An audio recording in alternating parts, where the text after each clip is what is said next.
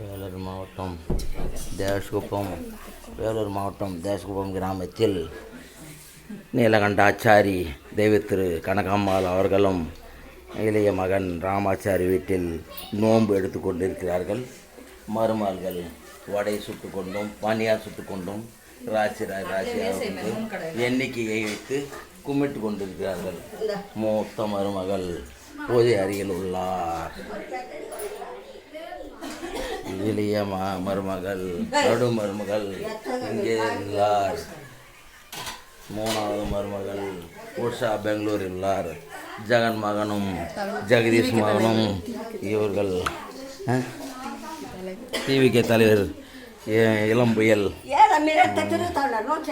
என்னோட பேர் லட்டு.